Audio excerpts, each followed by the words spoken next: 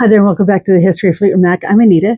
Today we're going to continue episode 2 of volume 5 of my scrapbooks, and we're second video into Belladonna era. And I had some really pretty stuff to show in the last video, but these I couldn't wait to share in this one. And I'm just going to start right off with it.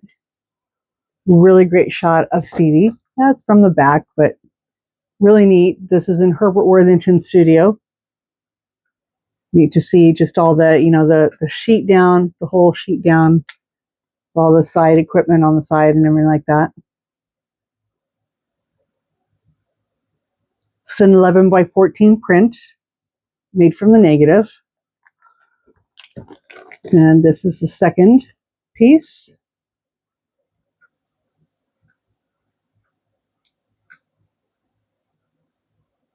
Now, initially when the person who sold this, I didn't stay in touch with or anything, but when they had these images, they had taken the negative and digitally enhanced it, so it was just cut out, basically. It's just cut out and put it against a different background.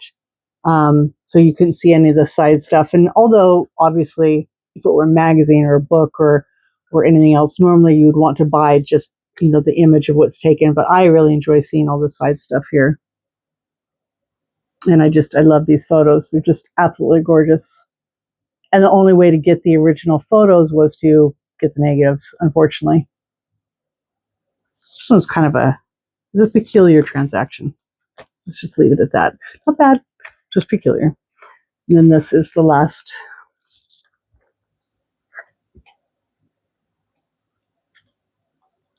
piece. Now, normally I'll talk about it and I'm not prepared, but today is different. And I just want to show that when I talk about negatives and stuff, there's a whole bunch of stuff here, but these are the negatives to those 3 prints. And you can see they're larger by, I don't know what to compare it to. I don't have anything. Oh, here's a 4x6 photo. So, 2 of these are almost 4 by what? So this would be like 2 by 2, 2 by, but yeah, just, you can see in the negatives, this one had the crown print on it, like how they want to get the, how they want the picture to develop. And to be honest with you, I don't think that's directly on the, I was about to take these out, but then I put them back. I don't think that's on the negative, or else it would have shown up on the photo.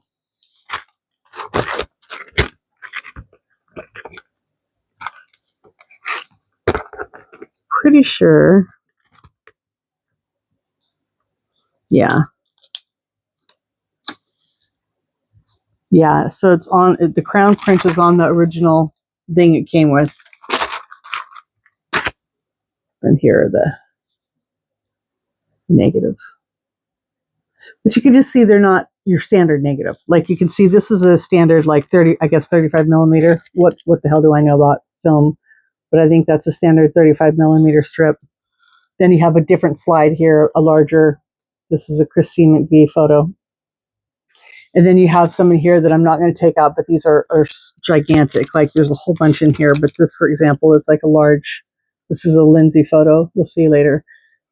But this is almost the size. It's not quite a 4x6, but it's definitely like a 4 by 3.5 or something, maybe. So again, when I talk about all the different sizes and such like that, there's so many different, techniques, I guess. I'm not a photographer. I really don't know much. Not really any kind of, for as much as I love photographs, it's not like a kind of hobby or anything like that I've ever taken up or shown that much interest in. I like to take pictures, but I don't pretend to be any kind of, artistic, person. But anyway, it was really neat because this would obviously be the working little sleeve that they were in. And to get this again, to get these pictures in and, get the whole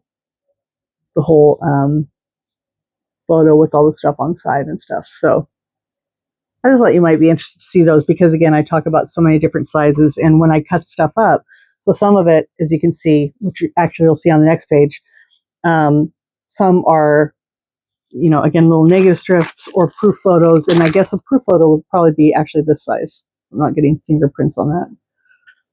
So almost exactly like these next ones I'm going to show you, almost exactly.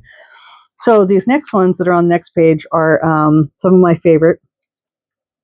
And I'm not going to go into the whole story, but suffice to say, again, these were taken by Richard Amos, and I have mentioned several times my favorite photographer for Stevie and Fleetwood Mac items, especially Stevie, I should say. And I had coveted more from this session my entire life. And then I somehow, well, I kind of know how it's a story that should be saved for its own, but was able to get in contact with Richard's brother, Abel, because Richard passed away.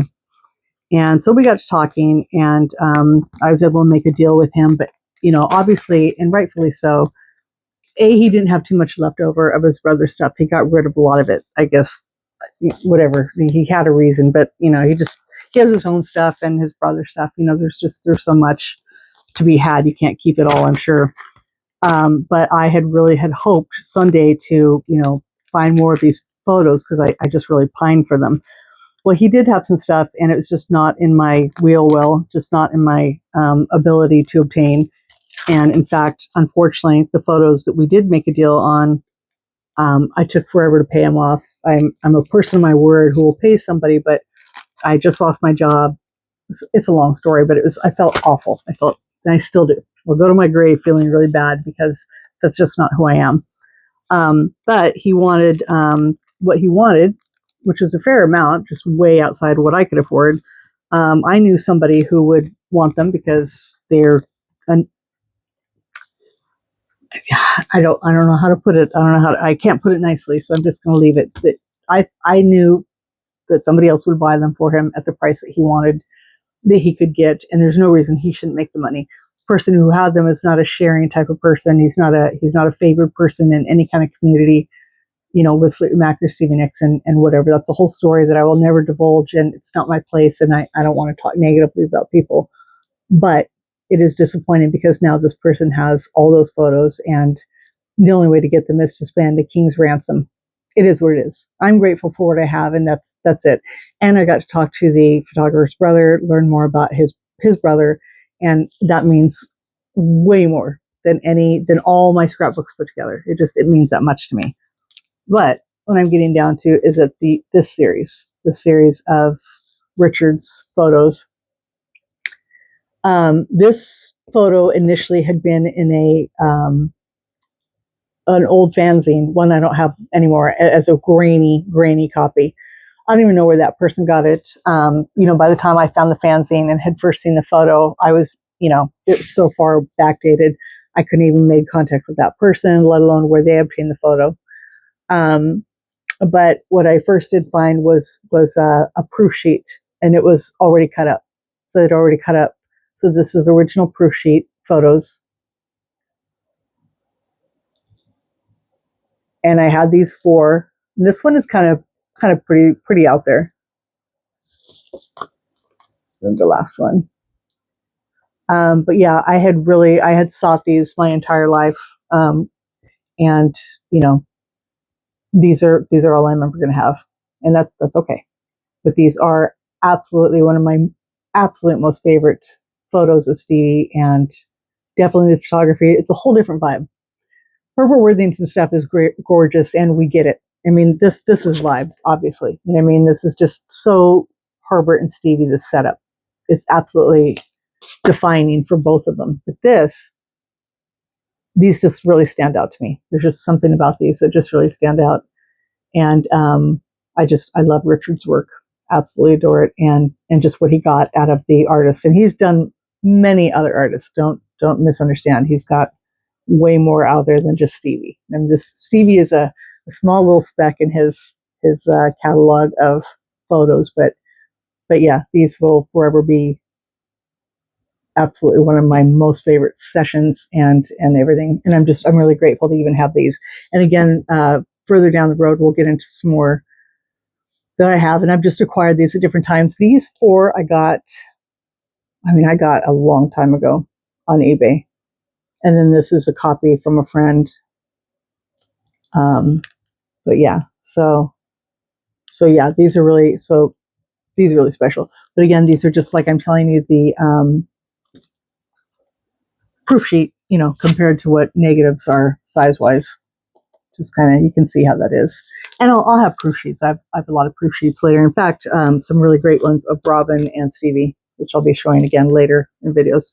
So those are those. Those were some of my favorites right off the bat. So I thought those were really cool.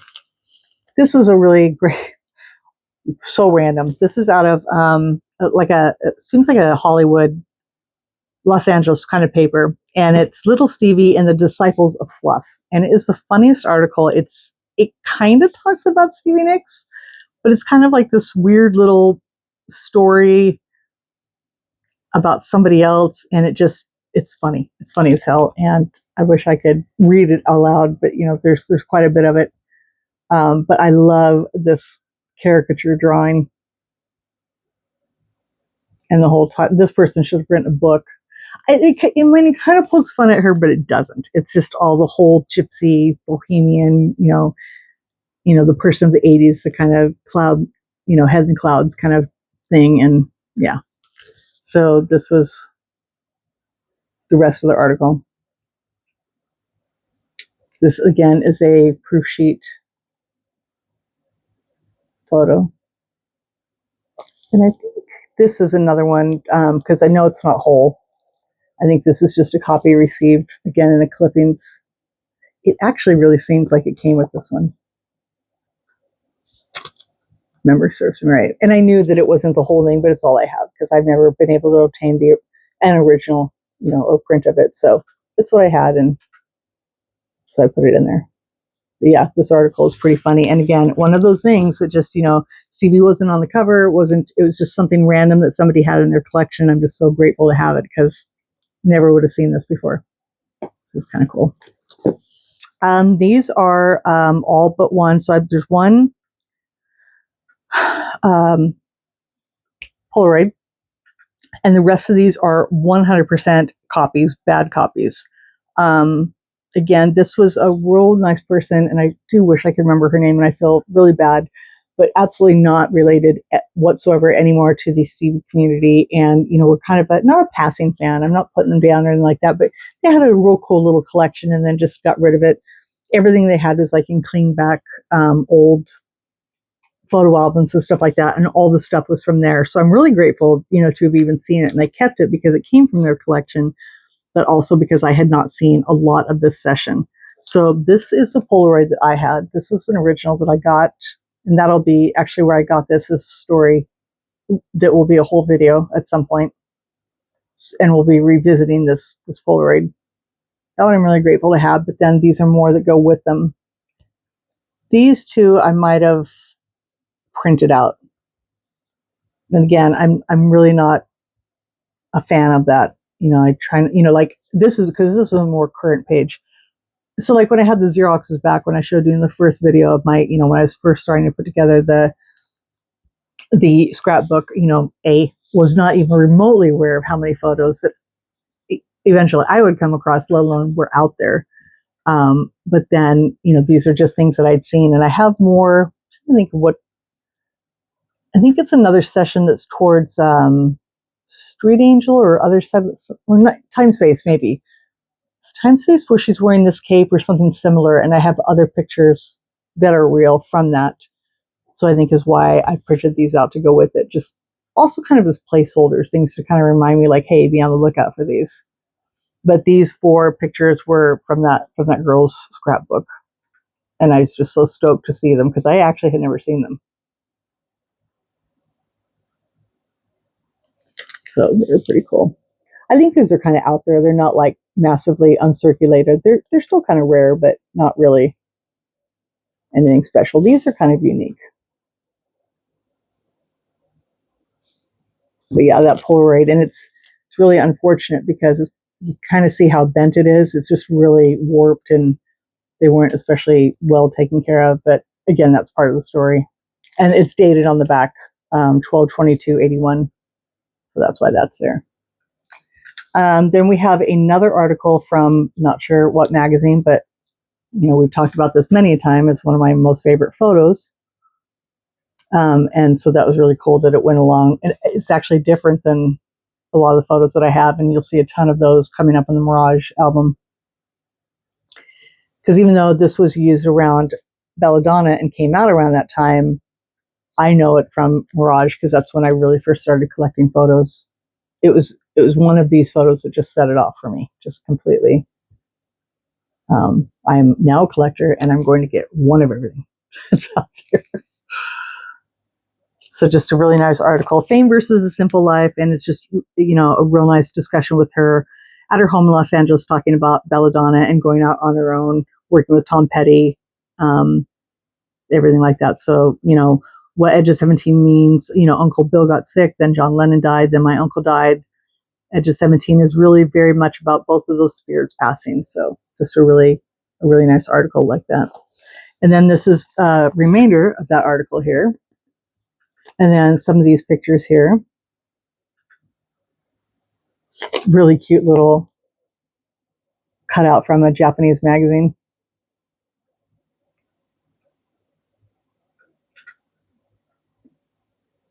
A lot of people like to refer to this photo shoot as her Dexter photo shoot, which cracks me up.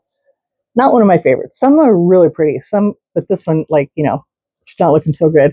But all that plastic behind her, it's funny as hell. If you know, you know.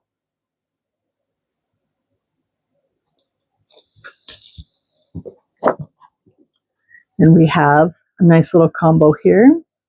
This is a photo I'm pretty sure I bought off of from Winco way back when. This was an original of Stevie and her brother. Then we have some magazine cutouts from when Stevie was at a radio station. This is an 8x10 I've had for some time. And I think somewhere I have this sticker, bumper sticker, WPLJ. Don't know where that's at, but. And then this is another little piece from that girl's collection, which is really cute.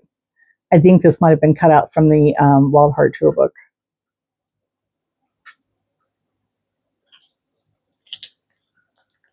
Some really cute pictures there. This one's really pretty. And I believe part of this, well, the background anyway. And she's wearing, here she's wearing her whole little, again, the kind of Easter egg tusk outfit, but here wearing the leotard, but she's got that plastic background. So, yeah, no, I'm going to say a different day by her hair and jewelry and everything. Yeah. All this other stuff over here. I have this box over here. This is always out of sight, which I've mentioned before. And then I have this stuff that's directly in front of me, which is a combination of trying to work on pages. And then I just did a Comic-Con. So I like to scrapbook all the pictures and everything of that. So that's just falling over, just completely tumbling onto all this. I need a bigger space. All the stuff is. We're almost done here. This is a really cool article I found. I had to trim it as best I could, and it still kind of sticks out of the plastic page. Is quite large. I forget, it was out of Musical Express, which I think is a British magazine from July 1981. Anton Corbijn, who is a very famous photographer, great photographer, took these pictures of Tom Petty, but I'm a really big fan of Anton Corbijn because he also took some amazing shots of Susie and the Banshees, which you may or may not have heard. I'm a equally enormous fan. My collection on her is nowhere near my Stevie and Fleetwood Mac collection, but quite a bit. So it was just kind of a double win to get this. This article also has this amazing photo of he and Stevie, which I think is by him as well. May or may not be. It's hard to say. But yeah, really great article on Tom and having Stevie come out. Doesn't talk about her that much, but she's brought up here and again. But this is really a great find. Pardon me. Pardon me. So finishing up here, we're gonna just end up with a few other little Stevie and Tom Petty moments. Great advert for interview, which I mentioned with the Tusk. I think I had an interview postcard, and I definitely went through them with my records. There's quite a few interview, which is Jim Ladd. I think I'm pretty sure that's Jim Ladd. Yeah, and his many a session with Stevie and Fleetwood Mac. But this was an advertisement in a magazine for it, which was a cool find. And I think these are all magazine shots, just stuff cut out of magazines.